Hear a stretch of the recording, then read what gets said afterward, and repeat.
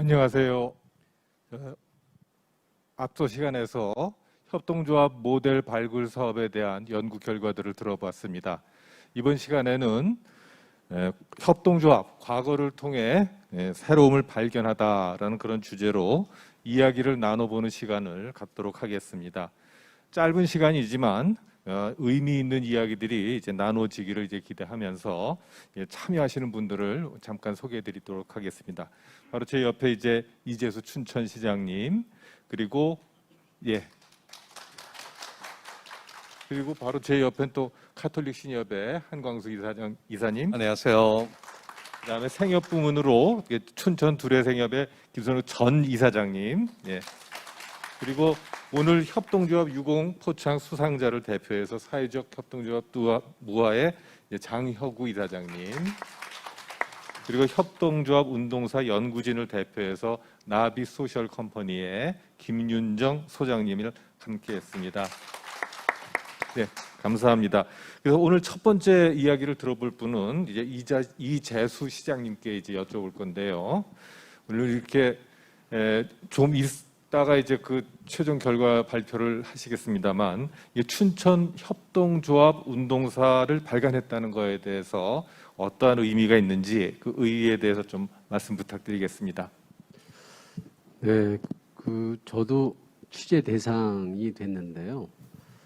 그 협동조합의 현재가 오늘의 이렇게 협동조합을 주도하고 계신 분들의 온전한 어떤 그런 성과물이라기보다는 오랫동안 춘천 지역 사회에서 협동조합 또 발하기 때부터 일궈오신 다수의 사람들의 노력들이, 또 그런 정신들이 지역사회에 어느 곳인지 이렇게 박혀 있었다라고 보고, 그런 기운들이 서로에게 영향을 주고 또 서로에게 작동을 해와서 지금 현재 협동조합의 이런 그 완성도를 이렇게 높여가고 있다, 그렇게 생각을 하거든요.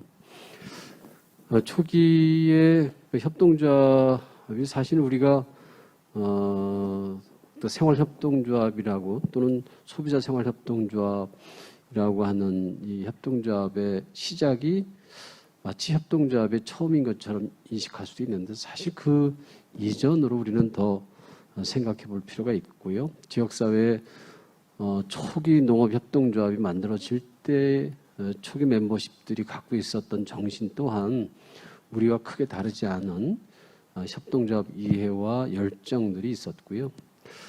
그리고 70년대 넘어오면서 신형협동조합 또한 원주, 춘천, 강릉 등 주요 곳에서 활발한 활동들을 해왔지만, 그 신협, 여기 우리 한강수 상임이사님 계십니다만, 신협협동조합 또한 지역사회에 미친 영향이 적지 않았다고 봐요. 원주 밝은 신협 같은 경우는 당시 협동조합의 여타 조직들에 대한 실질적 지원과 어떤 그런 구심 역할들을 굉장히 도맡아 해오셨었거든요. 또 춘천에서 카톨릭 신협이 그 이전에 다양한 신협 활동들 해오는 과정에서도 그 우뚝한 역할들이 또한 있었고요. 또 춘천에서 봄내 생활협동조합이 91년도에 처음 만들어졌는데, 당시 낯설고 참으로 어색했었던 어떤 그 협동조합의 어떤 사회적 역할, 이런 것들이 굉장히 강화된 이야기였는데, 그것이 어쨌든 지역사회에 스미게 하는 역할도 했던 것 같아요. 예컨대 협동조합이라고 하는 이 개념이 당시 시대 상황을 어떻게 읽고 있었는가라고 하는 내용도 법내생협에서는 깊게 고민들을 했는데요. 예컨대 농업이라고 하는 농업의 가치가 지역사회에서 어떻게 지역 공동체에서 자기 역할을 해 나갈 것인가에 대한 깊은 고민들을 했고, 그것이 농업이 농촌, 농민의 문제가 아니라 먹거리의 문제로 우리 사회 전반에 영향을 주는 그런 영역이다라고 하는 지금은 굉장히 보편적인 어떤 개념이 되겠습니다만 그때만 해도 그렇게 쉬운 동의가 안 되는 거였는데 그래서 농업의 문제를 먹거리 문제로 전환하고 또 지역사회와 함께 고민하는 그런 어떤 새로운 관점의 그 단초를 그 시기에 마련했다고 보고요. 또 협동이라고 하는 것이 어떤 그 조합적 틀거리라고 하는 것이 주는 굉장한 그 민주성이 있거든요. 근데 그 민주성들을 마을 단위, 소공동체에서 구현해 보고자 하는 강한 의지도 실험적으로 좀 있었어요. 그래서 거기는 무점포 형태로 해서 마을 공동체가 구매하는 방식으로 하고 구매하는 것 속에 상호 소통을 만들어내는 작업 또한 실험적 시도도 있기도 했었고요. 어쨌든 그런 초기에 협동조합의 다양한 실험들이 또는 그런 어떤 가치 뭐 이런 것들이 지역 사회에 여러 형태로 존재했고 그걸 눈여겨보고 또 반성적으로 또 보기도 하고 또 발전적으로 새롭게 시각을 열게 하는 그런 단초도 되지 않았나 싶고 그래서 그 이후에 전국적 상황이 그런 협동조합의 또 활력을 불어넣는 어떤 제도적 기반까지 만들어지면서 탄력을 얻게 됐습니다만 어쨌든 그런 전 과정이 저는 굉장히 이렇게 읽어내는 게 필요하다.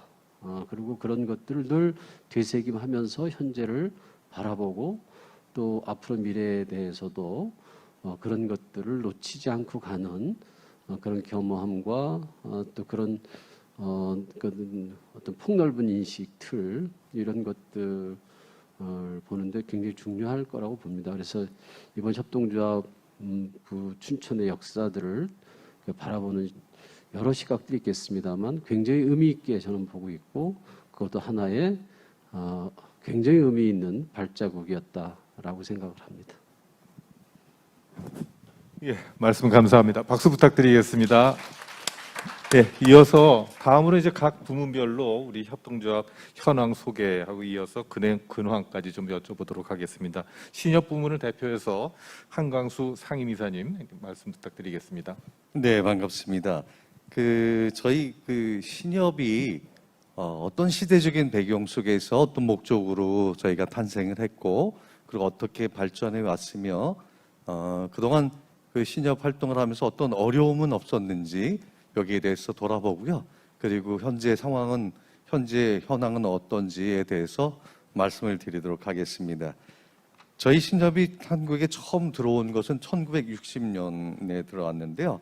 당시 우리나라의 시대적인 상황이 6.25 전쟁의 그 후유증이 고스란히 남아있는 상태였습니다. 특히 지독한 가난으로 비참한 생활을 이어가는 중에도 고리체가 더욱 서민들의 생활을 피폐하게 만들던 상황이었죠. 바로 이 즈음에 본격적인 신협의 씨앗을 뿌린 사람이 의료 구호 사업을 위해서 한국에 오신 메리 가브리엘라 수녀님이셨습니다.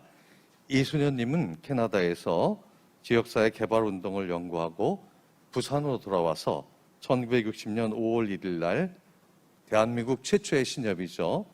성가 신형협동조합을 창립하였습니다. 이후에 1960년 6월 26일 날 서울에서는 장대익 신부님에 의해서 가톨릭 중앙신협이 탄생하게 되었습니다. 이렇게 태어난 신협은 1964년 신협연합회가 창립되고 1972년에는 신형협동조합법이 제정 공포된 이후로 지속적으로 성장 발전해 왔습니다. 이어서 저희 춘천 지역의 신협운동은 어떻게 발생을 했는지 말씀드리겠습니다. 저희 춘천에서는 최초로 1972년도에 KT 춘천 신협이 설립 일가를 받은 것을 시작으로 해서요. 1973년에는 운교 신협, 1980년에는 춘천 Y 신협, 80년에 사내는 봄내 신협, 이렇게 해서 저희 가톨릭 신협은 1991년 7월 13일 날 탄생을 하게 되었습니다. 근데 그래서 총 저희가 그 이후로도 계속 여러 신협들이 창립이 돼서 총 16개 신협이 태동해서 성장해 왔습니다. 그런 와중에 저희 신협이 그 어려움을 겪게 됐는데요. 1997년 말 외환위기로 인해서 IMF 구조의 금융을 계기로 해서 급격하게 경영 환경이 변화를 겪으면서 크나큰 시련기에 봉착했습니다. 이유는 저희가 그동안 양적 성장에만 치중하면서 질적인 관리에 소홀하다가 보니까 많은 조합들이 부실이 심화가 되고 그 와중에 또 임직원들의 도덕적 해이로 인해서 회계 사고도 빈방하였습니다. 또 한 가지는 저희 신협의 주 업무 영역으로 여겨졌던 개인 사업자와 가계 자금 대출에 은행권이 새롭게 진입하게 되면서 전반적인 대출 수요가 감소하게 되니까 리스크가 큰 주식 편입 뭐 이런 쪽에 투자를 하다가 보니까 막대한 손실을 초래하게 되었습니다.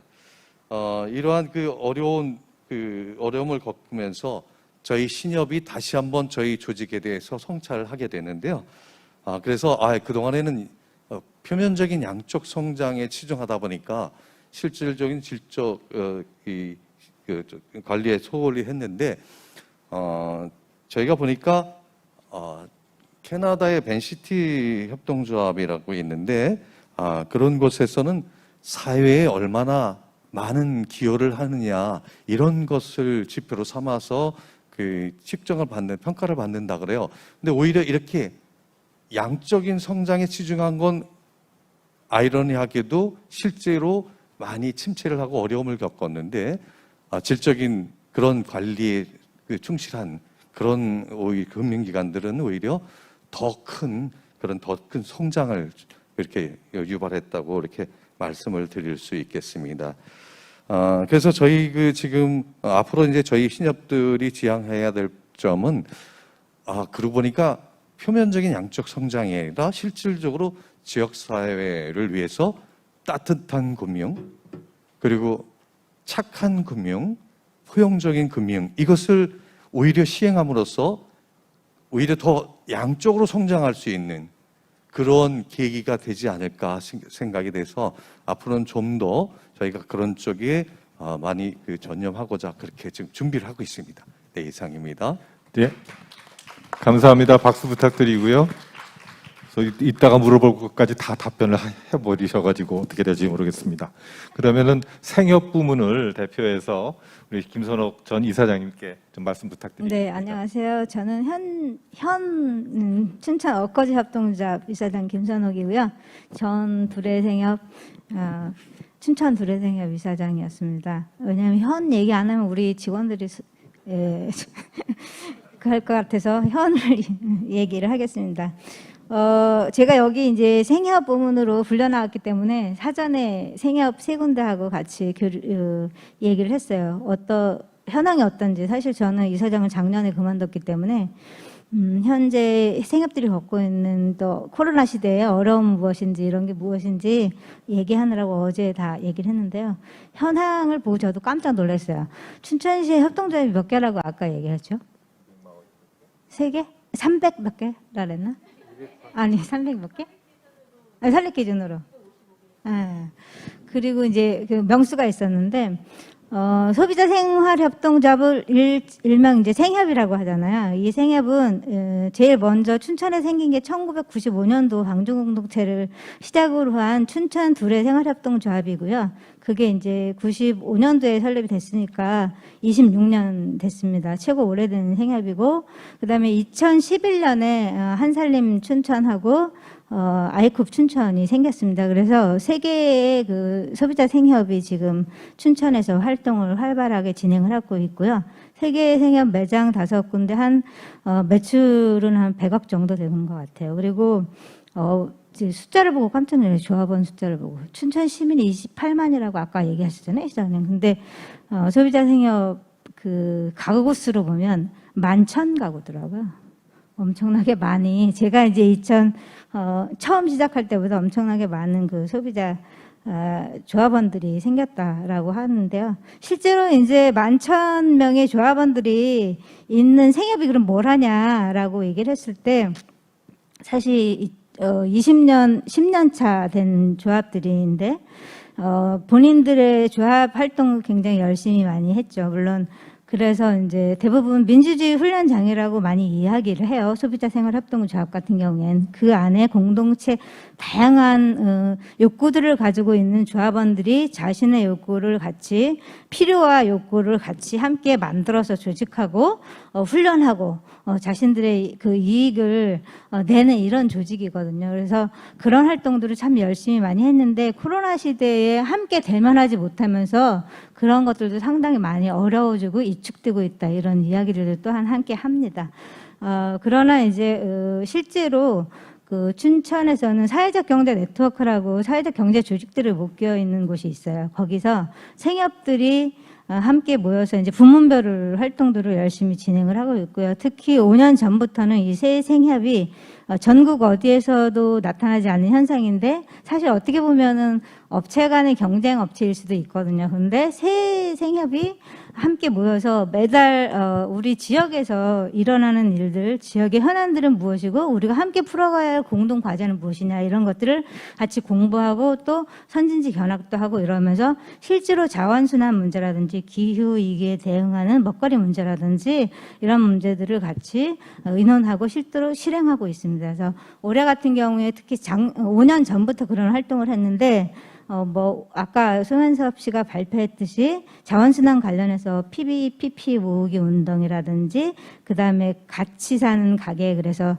상생 협동조합 가게라든지 이런 것들을 같이 운영을 하고 있고요. 사실은 이제 공유 장바구니 활동이라든지 이런 것들을 선진적으로 함께 지역에서 풀어나가고 있는 활동을 하고 있는 거고요.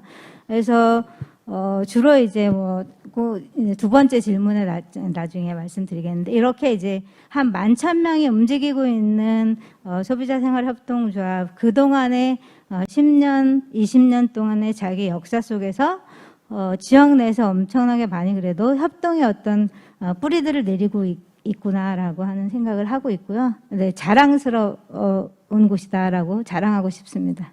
네. 감사합니다. 박수 부탁드리고요. 예.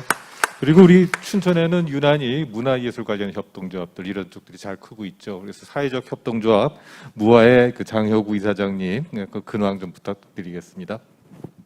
네, 사회적 협동조합 무화 장효구입니다.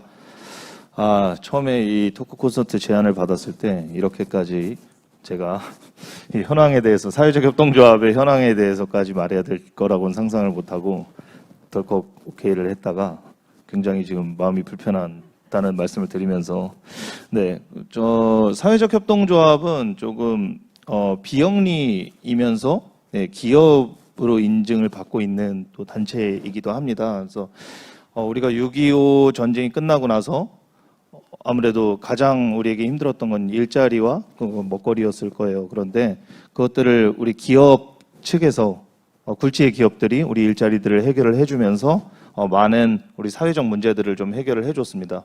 그런데 그 안에서도 그런 혜택을 받지 못한 사람들을 이제 정부에서 복지 정책을 통해서 또 많은 사회적 문제들을 또 해결을 해줬고 그런데 그 또 사각에 있는 문제들이 생겼는데 그것들을 해결하기 위해 만들어진 단체들이 우리 비영리 단체들입니다.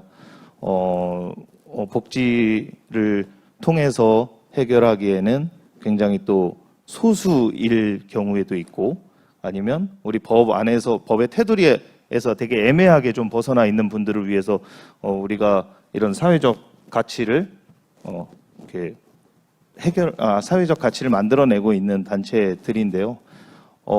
이 사회적 협동조합은 그 안에서 굉장히 그 사회적 경제와 또 비영리를 또 결합한 형태의 굉장히 좀 혁신적인 모델이라고 볼 수 있는데 지금 제가 전체적인 사회적 협동조합의 현황까지는 제가 사실 조사는 못했습니다만 굉장히 요즘에 많아지긴 했는데 오히려 사회적 협동조합이 이제 점점 사각으로 가고 있지는 않나 그런 생각을 하고 있어요. 예, 그래서 이따가 다음 질문 때 또 이 현황에 대해서 말씀드린 이유에 대해서는 좀 이따가 또 설명을 좀 드릴 건데요.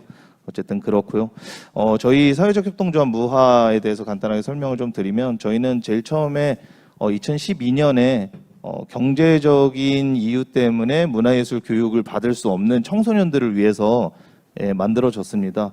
아무래도 우리 방과 후 학교라던가 또 끝나고 방과 후 교실 이런 데서 문화예술 교육은 굉장히 넓게, 그리고 지금도 굉장히 넓게 우리 시민을 위해서 해주고는 계세요. 그런데 전문 문화예술을 받기 위해서는 굉장히 돈이 많이 들거나 굉장히 돈이 많이 듭니다. 그래서 그 경제적인 이유 때문에 그 꿈을 포기하는 친구들을 굉장히 많이 봐왔고, 실제 저도 고등학교 이후에 8년간 꿈을 접었었다 다시 시작을 했었거든요. 그 친구들을 위해서 이제 무료로 지금 10년째 교육을 해오고 있고요. 가장 최근에는 졸업생들의 50% 이상이 지금 춘천 혹은 전국에서 문화예술 활동을 지속을 해오고 있는데, 그 친구들이 4대 보험에 가입을 해서 활동을 하고 있는 친구들이 0명이었다는 사실을 깨닫고, 이게 내가 활동을 하고 있었던 것이 이 사회적 뭔가 이 전체적인 이 틀을 바꾸지 않으면 굉장히 오히려 더 안 좋은 활동을 하고 있었구나라는 사실을 좀 깨닫게 됐어요. 그래서 사회적 협동조합으로 2018년에 다시 또 법인을 설립을 하고, 그다음에 이 지역에서도 문화예술 활동을 꾸준히 할 수 있는 청년들에게 좀 더 좋은 일자리를 제공하기 위해서 강원도에서는 최초입니다. 그 춘천에 상설 소극장을 만들어서 그들이 매일 공연을 할 수 있도록 좀 활동을 좀 하고 있습니다. 네, 이상입니다. 감사합니다. 박수 부탁드리고요. 상당히 춘천다운 그런 사회적 협동조합이 아닌가 이렇게 생각이 됩니다. 김윤정 소장님께는 이제 마지막에 문제 제가 말씀 묻도록 하고, 우리 협동조합의 슬로건이 함께 더 나은 세상을 함께 만들어가는 것, 이렇게 말씀드릴 수 있겠는데, 그래서 지역에서 우리 협동조합이 자기 역할을 다하기 위해서는 어떤 규칙이나 기준이 있어야 할까, 또 그리고 협동조합 도시 춘천을 만들어가기 위한 우리 지역의 과제는 무엇일까 하는 데 대해 그런 질문을 각자의 생각을 좀 한번 말씀 부탁드리겠습니다. 시장님 먼저 부탁드리겠습니다.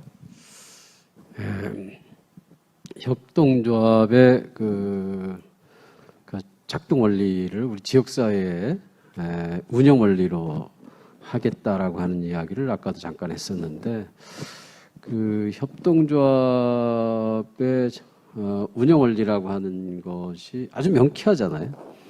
그 어떤 소수 누군가에게 의사를 독점하게 허용하지 않는다는 거예요. 그러니까 협동조합 구성원 모두에게 평등한 기회가 부여됐다라고 하는 것이 가장 중요한 것 같아요. 그래서 누군가가 배타적으로 독점케 하지 않는 운영 시스템이라고 하는 것이 굉장히 중요하고요. 그래서 어느 누군가에 의해서 늘 일방적으로 운영되거나 독점되는 것, 그거 자체가 일상이었었던 우리 사회 구조 내에서는 이런 형태의 운영 구조라고 하는 게 굉장히 혁명적인 거죠. 그것이 사회 속에서 그대로만 구현된다면 그야말로 우리가 정말 더 할 나위 없는 최고의 행복 사회가 될 거라는 생각을 합니다. 그리고 그 협동조합이라고 하는 이 구조가 개인의 그냥 의사로 자기 표현하는 것에 그 평등성만 주는 게 아니고, 그것이 나 아닌 다른 사람과 함께 협업을 통해서 같이 공생하는 것들을 전제하고 산다는 거예요. 전제해야 그게 가능하다는 거예요. 나 혼자 어떤 경제 활동이라고 하는 어떤 그 경제 구조의 어떤 개별성, 그 홀로됨, 뭐 이런 것이 원천적으로 불가능하고, 저 사람과 또 이 구성원 각자와 함께 만들어가는 공동의 경제 활동을 통해서 개인의 경제 이익이 실현된다는 거 굉장히 중요하죠. 그러니까 아까 우리가 제가 참 그 전제해서 말씀드렸던 게 수렵 채집형 생활이 우리 체질에 체화되어 있다라고 하는 건데요. 우리 몸에도 여전히 그러한 그 본능적 그 협동 의지가 생긴 이유는 협동하지 않으면 내가 생존할 수 없다는 거예요. 그래서 같이 공동의 협동 생활이라고 하는 것이 나를 현재 생존케 하는 유일한 방법이라고 하는 게 우리 과거 삶 속에서 우리 몸 안에 채워야 되는 내용인데, 그것처럼 협동조합은 그 나 홀로의 어떤 경제 활동이 아니라 함께 공동으로 추구하는 그런 경제 활동을 통해서 나 자신이 실현된다라고 하는 것에 굉장한 의미가 있다고 생각해요. 그래서 함께 사는 사회를 우리가 만들 수 있는 거고요. 그래서 사실은 우리 도시의 어떤 것보다도 중요하게 그 중심 가치로 여겼던 게 이웃의 복원이거든요. 그러니까 시민주권 프로그램에서도 우리가 마을 단위에서 각자 홀로 존재하는 존재자로서의 자기 표현을 하고자 하는 게 아니라 이웃과 함께 우리의 문제를 같이 공동으로 해결하자는 그런 것으로 시민자치, 주민자치를 만들어내잖아요. 그럴 때 그 주민자치에서의 핵심적인 내용이 이웃과 함께 여여하다는 것, 더불어 함께하는 이런 건데, 이제 그런 것들을 아주 제도적으로 가능하게 해주는 것이 협동조합이라고 생각을 해요. 그런 협동조합이 몸에 밴 것이 바로 몸에 배게 된다는 것이 그 이웃에 대한 복원이요, 이웃에 대한 살핌이다라고 하는 거예요. 그게 조금 우리 도시에서는 좀 더 선한 이웃 프로젝트라고 하는 것으로 발전적으로 사회복지 영역에서도 우리가 이걸 가능하게 하고 있는데요. 어쨌든 협동조합의 그 작동 원리라고 하는 것이 지역사회의 곳곳에 자리하게 될 때에 이 도시 구조 자체가 기왕의 것과 아주 다른 새로운 공동체로의 가능성과 복원들이 충분히 가능하다고 봐요. 그래서 사실은 우리가 그 지금의 어떤 사회 구조가 욕망을 전제로 한 시스템이잖아요. 화석연료 또 그것에 의해서 끊임없이 욕망을 자극하는 대량 생산, 대량 소비 체제, 그것으로 인한 어떤 지구적 재앙과 위기들이 지금 현재 우리가 당면한 어떤 사회적 사회의 어떤 현재의 모습인데, 이거를 근본적으로 극복해야 하는 것 또한 바로 이 협동조합이라고 하는 어떤 기초 이념, 그런 것들이 제대로 무장될 때 해소도 가능할 수 있겠다라고 하는 그런 비전도, 그런 가능성도 저는 보고 있어요. 그래서 적어도 우리 도시가 이 협동조합이 어느 특정한 사람들끼리 모여 자기들의 생존을 위한 별도의 경제 공동체가 아니라 우리 사회 전반을 새롭게 변화시켜내가는 중심적 어떤 그 지역사회의 작동 원리로 또 그렇게 굳혀지기를 좀 바라는 마음을 갖고 있죠. 여기까지만 할게요. 감사합니다. 박수 부탁드리겠습니다. 이어서 우리 한광수 상임이사님, 아까 말씀 많이 하셨는데 거기 덧붙여서 우리 지역의 과제 부탁드리겠습니다. 네, 아까는 저희가 신협의 일반적인 현황에 대해서 말씀드렸다면, 이번에는 저희 가톨릭 춘천 신협이 정말 협동조합 정신을 제대로 구현하면서 우리가 지금 생활하고 있는지 거기에 대해서 잠시 말씀을 드리도록 하겠습니다. 저희는 그동안 협동조합 활동을 하면서 금융을 잘 모르시는 어르신들께 세금 혜택을 드리기 위해서 국세청의 질의에서 해결해 드린다던가, 담보대출을 받으신 조합원 중에 사업에 어려움을 겪고 있어서 아니면 또 실패한 분을 위해서 경매를 진행하기 전에 부동산 매매를 도와드리고, 필요하면 저희가 받아야 될 연체이자도 감면해 드리면서 자산 정리를 도와드린다거나, 예를 들면 지난해 코로나가 발생하면서 지역 내 소상공인이나 자영업자분들이 어려움을 겪게 되자 우리 조합은 고통을 분담하는 차원에서 기존의 대출금리를 0.5%에서 1%까지 인하해 드리면서 해당 대출이자로 연말 수익이 1억 원이나 감소하는 출혈을 그래도 감소한다거나, 금년에는 이게 춘천시 협동조합 지원센터에서 아마 창업하는데 도움을 주셨는가 봐요. 하나택시 협동조합이라고 했는데, 금년도에 창립할 때 조합원들께 저희가 은행보다 훨씬 낮은 금리를 적용해 드렸습니다. 은행에서는 보통 5% 후반에서 6%까지 신용대출을 받으셨다는데, 저희는 3.4%라는 낮은 금리를 받아들였고, 또한 신용등급이 좀 떨어지는 분들은 배우자를 통해서라도 이렇게 어려운 상황을 해결해 드리고 요번에 금년도에 이렇게 드렸습니다. 이러다 보니까 지난달에는 하나 택시 택시 협동조합에서 얘기를 들으셨는지 소양 택시라는 법인 택시가 소양 시민 택시 협동조합으로 기존에 바꿨었는데 여기서도 아마 좀 어려움이 있었던 것 같아요. 아마 조합원들이 대출 받아서 출자금을 내는데 그래서 저희가 이분들하고 요즘에 협의를 해서 지금 계속해서 대출을 진행을 해드리고 있습니다.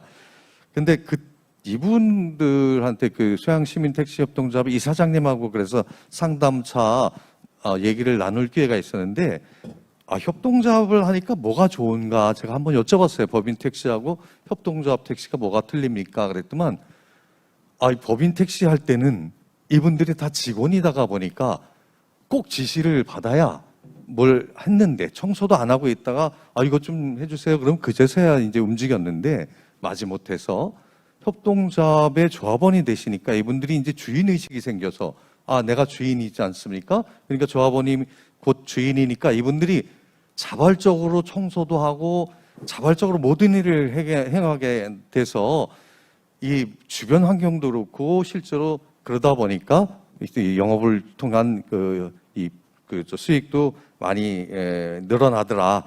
그런 얘기를 저희가 들었습니다. 그래서 이렇게 서로 배려하고 협동을 해나가면 효율성을 훨씬 높일 수 있구나라는 것을 다시 한번 느꼈는데요. 그런데 제가 분들하고 같이 얘기를 하면서 우리 직원들이 또 협동조합에 대한 얘기도 잠깐 나눠드렸는데 권리뿐만 아니라 의무에 대해서도 좀 말씀드렸는데 가장 중요한 건 역시 각자가 맡은 바 역할을 충실히 하는 것이라고 생각이 되고 그리고 또한 아무리 좋은 꿈을 갖고 있더라도 실현하기 위한 운영 능력도 좀 필요한 건 아닌가 이런 생각을 해봤습니다. 저희가 지금 말씀드린 부분은 실제로 나름대로 협동조합 정신에 추천하려고 생각을 했었는데 이것도 사실은 좀 부족해서 저희가 앞으로 어떤 꿈을 갖고 어떤 비전을 갖고 우리가 이 금융의 가치를 추구해 나갈까라는 생각을 좀 해봐서 그 얘기를 잠깐 드리도록 하겠습니다. 저희 흰둥협동조합은 단순한 금융기관을 넘어서 앞으로 보다 더 인간 중심이고 조합원 중심이라는 남다른 철학을 바탕으로 해서 더불어 사는 사회를 만들고자 노력했지만 앞으로 더욱더 노력하고자 합니다. 그리고 조합원의 믿음과 사랑으로서 그동안 성장해 왔는데요. 이러한 조합원으로부터 얻은 경제적 이익을 조합원들한테 다시 환원해드리면서 금융 편익을 제공하고 지역사회 경제 발전에 이바지하고자 합니다.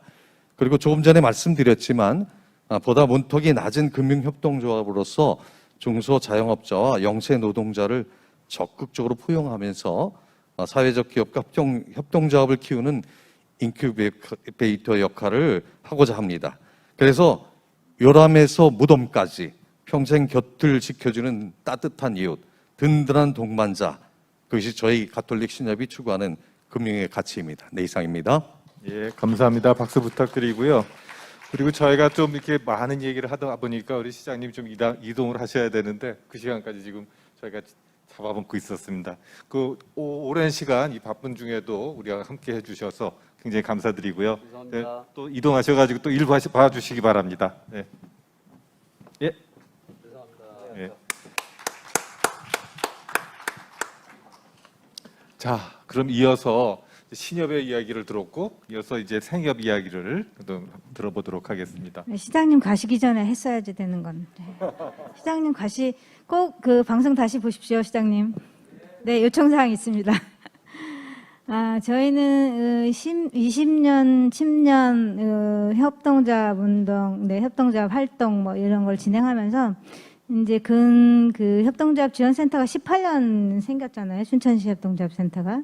그리고 19년? 19년, 네, 19년이 생겼다는데, 네, 그리고 300에 넘는 협동조합이 지금 있고, 그리고 시장님이 또 지금 현재 추진하고 계신 목표 자체가 세계 제1의 협동조합 도시를 사실은 표방하고 계시잖아요.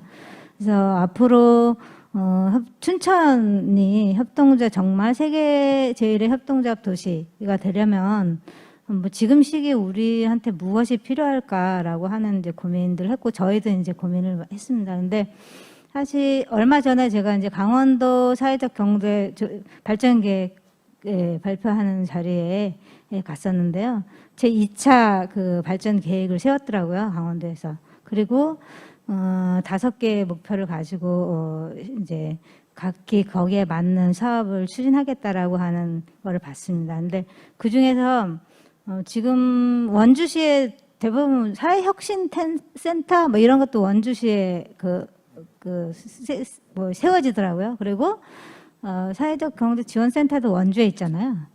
사실은 이제 춘천이 이렇게 협동조합 뭐 그 원주는 뭐 본인들이 이제 뭐 전국의 어떤 유명 도시로서의 협동조합이 초기에 출발했다고 하지만 실제 협동조합 세계 도시를 주장하는 우리 춘천시 현재는 어떤가 이렇게 들어볼 때 저는 이제 사실은 조직적으로 보면 제일 중요한 게 사람이잖아요. 사람하고 기본적으로 이제 돈 뭐 이런 건데요.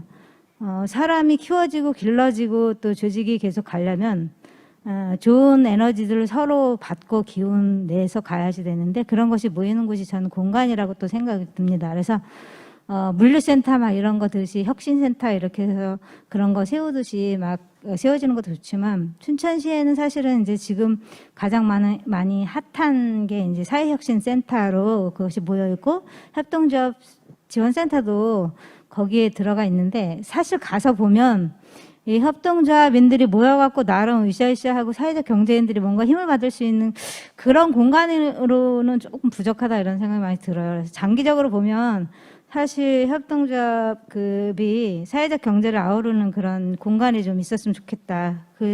그래서 선배 협동조합들이 후배 협동조합들을 이끌고 나아갈 수 있고 에너지를 줄 수 있는 그런 공간, 사람을 키워내는 공간이 좀 더 있었으면 좋겠고 교류하는 공간이 있었으면 좋겠다는 생각이 들고요. 그리고 시스템적으로도 뭐 사람을 길러내는 것이 굉장히 중요한데 지금 대부분 보면 협동조합 지원센터에서 이제 창업 준비, 그다음에 성장 지원 이런 것들을 하고 있는데 그리고 컨설팅 이런 거 보면 행정적인 지원에 노무나 내지는 회계나 뭐 이런 것들 중심으로 컨설팅을 많이 하고 있는데 다양해진 그 업종별 컨설팅 이런 것도 필요하기도 하고 또한 실질적으로 협동조합다운 협동조합을 운영하기 위한 내용의 협동조합 교육은 사실은 저는 초창기밖에 없다고 생각해요. 창업하기 전에 정관하면서 협동조합 교육을 하고 그 이후에는 각자가 맡겨지는 거죠. 근데 실제 현재 그 협동조합을 창업하고 나면 계속 본인들이 사업을 해야 되니까 사업 속에 바빠서 사실은 다 그런 정신들을 다시 한번 되뇌이고 가야 될 시기에 그것을 하지 못하고 우린 정말 잘하고 있나? 제대로 하고 있나? 이런 것들. 그리고 우리가 어려울 때, 이 협동조합으로서 우리는 어떻게 가야 돼? 이런 것들을 함께 할 수 있는 게 굉장히 부족하더라라는 생각이 많이 들어요. 그래서 그런 공간도 필요하고, 그런 교육의 프로그램도 필요하고, 그런 사람도 이전의 선배들에게 배울 수 있는 그런 선배들을 모아서 또 한 번 현재 협동조합들의 어려운 협동조합을 도와줄 수 있는 그런 네트워크도 필요하지 않겠느냐 이런 생각이 들어서 저는 춘천시 행정적으로도 그런 지원들이 굉장히 많이 필요할 거고 또 기금 저는 뭐 그 신협 계신데 열심히 뭐 해주신다고 자꾸 그러는데 사실은 저는 더 많이 해주셨으면 좋겠다는 생각도 들고요. 왜냐하면 사회적 경제 네트워크에서 기금 운영하려고 많이 모으고 있지만 잘 안 돼요. 근데 이제 그건 저희 자조기금으로서 협동조합들이 어렵지만 십시일반 그런 자조기금을 모아서 계속 가야지 된다고 보는 거예요. 그 기본으로. 그러나 또 행정적으로 그런 기금들을 지원해주고 하는 금융 지원 같은 경우는 법적 제도적으로 마련돼야 될 필요가 있다 생각하고요. 그런 것들이 현재 협동조합 조례나 이런 거 말고 사회적 경제 조례라고 하는 걸로 춘천시 같은 경우는 통합돼서 나중에라도 운영됐으면 좋겠다 이런 얘기를 오늘 사실은 시장님 계실 때 하려고 왔는데 시장님이 가셔서 이 방송 꼭 나중에라도 담당자 분께서 시장님한테 전달 부탁드립니다. 예, 잘 전달드리겠습니다. 박수 부탁드리고요. 이어서 우리 장혁우 이사장님. 네. 저는 좀 지극히 제가 겪은 개인적인 그 운영을 하면서 겪은 개인적인 사례를 통해서 우리 이제 춘천이 네, 협동조합 도시를 만들어 나가기 위한 네, 길을 한번 좀 제시를 해보겠습니다. 이번 코로나를 한 2년 정도 겪으면서 굉장히 감사함을 많이 알게 됐어요. 예, 생각보다 감사함을, 그러니까 오히려 내가 힘든 것보다 좀 더 감사함을 알게 됐는데, 그게 어떤 거냐면 사회적 가치, 그리고 비영리, 그리고 문화예술, 이렇게 말만 들어도 왠지 가난할 것 같은 그 세 개의 단어 있잖아요. 그 단어가 다 융합되어 있는 게 저희 사회적 협동조합 무하거든요. 네, 그런 단체를 이제 운영을 해오면서 아까 제가 우리가 이제 사각에 놓여 있지 않나라고 얘기를 했던 이유가 뭐냐면 문화예술 단체로서 혹은 문화예술 교육 단체로서 여기까지 오게 된 이렇게 BGM이 또 깔려주니까 뭔가 분위기가 좋아집니다. 네, 어쨌든 이렇게 달려오면서 저희가 경영을 특별히 공부를 했다거나 아니면 협동조합의 가치 혹은 비영리의 가치를 먼저 공부를 해서 시작했다기보다는 남들보다 조금 더 열심히 좀 달려왔고 그 같은 직종에 있는 사람들보다 조금 더 행정에 대해서 조금 더 신경을 썼던 사람들이 만들게 돼서 그냥 끌고 가게 된 게 이 문화예술 단체의 좀 특징이라고 볼 수 있는데요.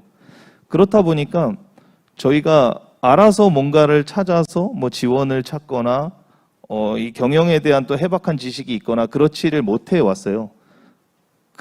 그래서 굉장히 이제 우리가 열심히 활동하면 활동할수록 더 가난해지고 조금 더 사각으로 가게 됐었던 거죠.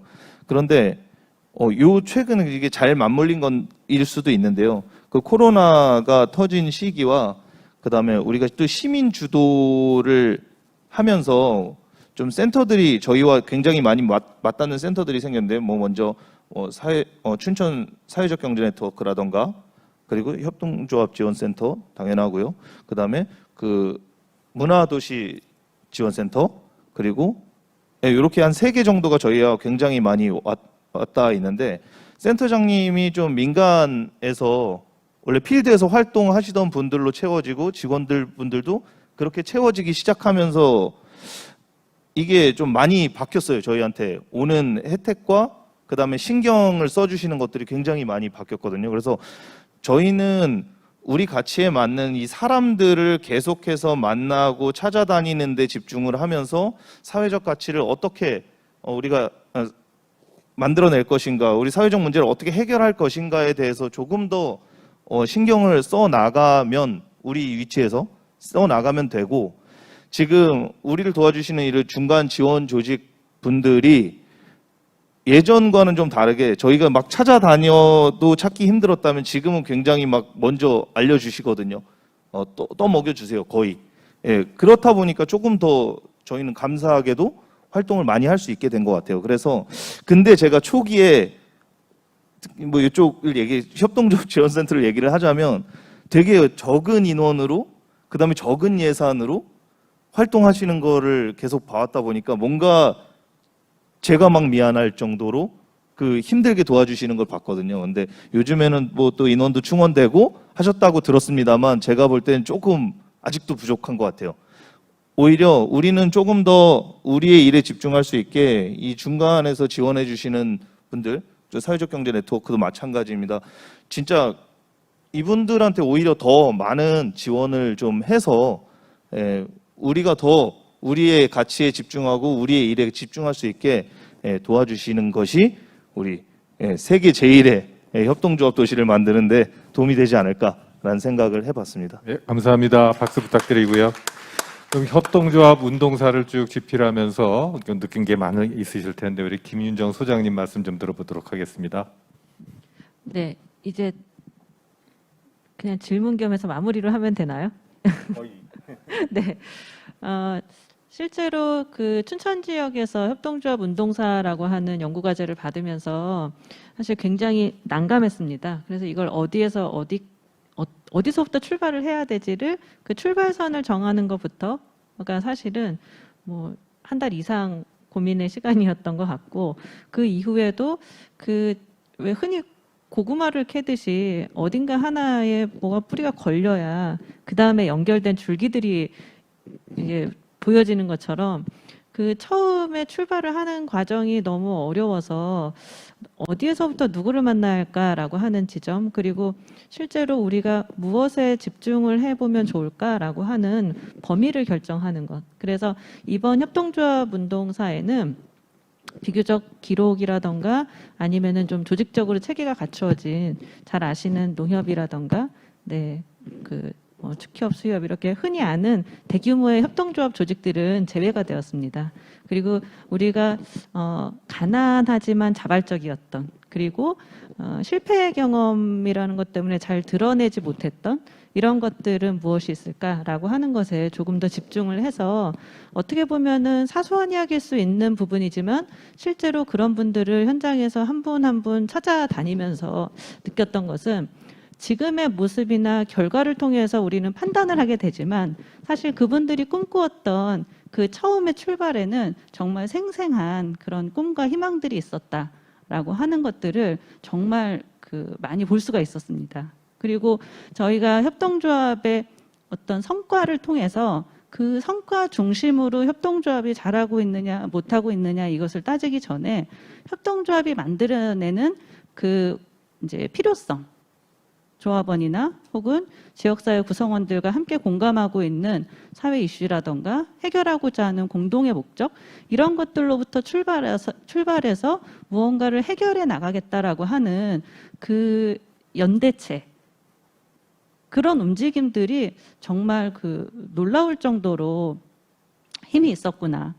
다만 아쉬운 점은 그것이 시간을 가지고 지속적으로 움직여지지 못하거나, 혹은 중간중간 어떤 사회적인 제도, 법이 만들어지거나 아니면 정책적 어떤 변화들을 크게 겪으면서 다른 모양새를 하게 되거나, 아니면은 좋게 말하면 마중물이 될 수 있지만 또 부정적으로는 콧드레가 되거나 하는 방식의 여러 이제 우여곡절들을 겪는 과정들을 우리가 잘 알지 못한다고 하는 지점들이죠. 그래서 개인의 경험으로 그냥 간직될 수 있는 지점들을 어떻게 하면 더 많은 사람들과 이야기로 공유할 수 있을까? 그리고 지금의 모습으로 우리가 보는 것과 그 당시 혹은 그 과정 속에서 사람들이 나누었던 이야기들은 어떻게 공유할 수 있을까 하는 것이 앞으로 너무나 중요한 협동조합 도시를 만드는 것의 과제라고 하는 것, 그리고 그 공동의 책임이 어느 한 사람의 몫이 아니라 협동조합을 지금 만들어가고 있는 사람들이 공동으로 느껴야 하는 어떤 연대 활동 중에 가장 중요한 또 기록이 되지 않을까, 이런 부분들을 과제로 생각해 보게 되었습니다. 네, 감사합니다. 박수 부탁드리고요. 저희 한림대학교의 이제 주거래은행은 우리은행입니다. 지금은 우리은행이지만 예전에는 한일은행이었고 뭐 그렇게 이름이 여러 번 바뀌었었죠. 그래서 제가 학교에 들어갔던 32년 전에 그게 저한테 이제 급여 이체 계좌였습니다. 근데 협동조합이 존재한다는 것을 알고 신협이 있다는 걸 알고, 그리고 그 신협이 저희 아버님 때는 저희 아버님 어머님이 이제 청바지 장사를 하다가 어느 날 그 가게가 홀랑 탔을 때 그걸 구해줬던 급전을 대줬던 것이 봉원동에 있는 우리 교회 신협이었습니다. 그래서 저희 삶을 지탱해줬던 그 신협이었고, 그리고 저는 그 존재하는 걸 알고 나서는 꼭 굳이 학교에 그 주거래 은행인 이제 당시 우리은행에 계속 둘 필요가 없다고 생각을 해서 신협으로 이제 주거래 은행을 바꿨습니다. 저희 경리과 직원들이 아니 저분이 왜 저러시나 하고 있었고, 근데 또 한편으로 보면 신협은 또 그렇게 제 그 금융생활을 좀 풍부하게 해주었고, 또 저희 작은 아이는 아토피가 무척 심했었는데 그 아토피가 심했는데 뭐가 좋으냐고 했더니 유기농 식품이 좋다고 그래요. 그런데 유기농 식품을 당시 춘천에서 구할 수 있는 데는 우리 생협밖에 없었습니다. 그래서 생협, 우리 가족의 삶을 지켜줬고, 그리고 저희 학교의 그 식당이 예전에는 학교에서 직영을 하다가 어느 순간 이게 또 소위 그 신자유주의 시대를 맞이해서 이제 그 커다란 대기업들의 그 이쪽에 소위 아웃소싱을 주게 됐죠. 그러면서 야, 난 그거 좀 싫은데 하면서 어떻게 점심을 먹어야 되나 할 때 옆에 빅센이 있어서 같이 이제 맛있게 그리고 우리 교수님들과 함께 식사를 할 수 있었습니다. 그러니까 제 개인적인 삶에 있어서 이 협동조합이 없었더라면 이 생활이 얼마나 무미건조했을까 생각하면서 똑같이 우리 춘천이 협동조합 도시로 같이 행복을 나눌 수 있는 시간이 오기를 오늘 이렇게 이야기를 나누는 가운데 희망을 가질 수 있었습니다. 자, 이것으로 우리 이야기 나눔의 시간을 이제 마치도록 하겠습니다. 참여해 주신 분들께 박수 부탁드리겠습니다. 감사합니다.